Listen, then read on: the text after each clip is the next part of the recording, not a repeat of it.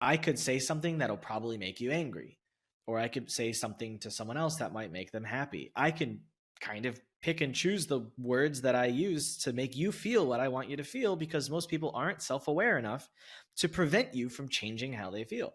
But the chances of you saying something that are going to make me feel something are pretty low, because I'm aware of those things. Because a lot of people have a low EQ, you can teach people how to understand, so that you can then make sure you have a better working relationship with each other, and especially the clients. And so she had a similar thing where the clients were, I guess, not the greatest. And so she'd have to, teach the team how to understand them, because if not, they have nowhere to go. And so they don't know how to blow off the steam. And so there's like, I don't know what to do. And like, your employees were getting frustrated because maybe they perceive they don't have the power to say to the client, this is not okay.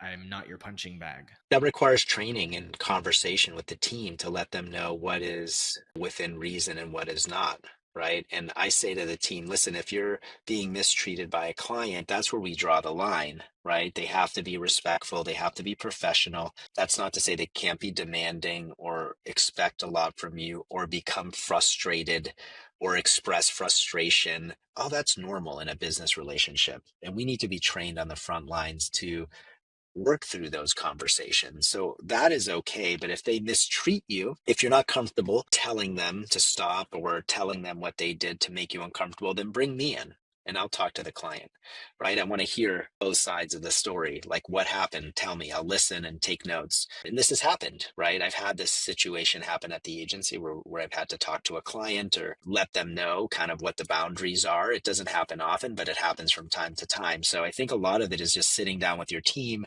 letting them know what we would tolerate and what we don't tolerate. And if something happens where we should not be tolerating that, you do have the power and authority to talk to the client. Again, it's a skill set to be able to have these conversations. This is where soft skills come into play, right? You have to do it in a way that's professional, but it's okay to say to someone, hey, I didn't like what you said. Now, I'd want to know what it was, because maybe you are misreading what they said. Just because you say I was insensitive or I was disrespectful doesn't mean I actually was. Just because you said it doesn't mean I was. That may just be your problem, like not my problem. And I've been in those situations personally myself, where someone said to me that, and I said, no, that's your interpretation and it's not factually true. You could say that for anything.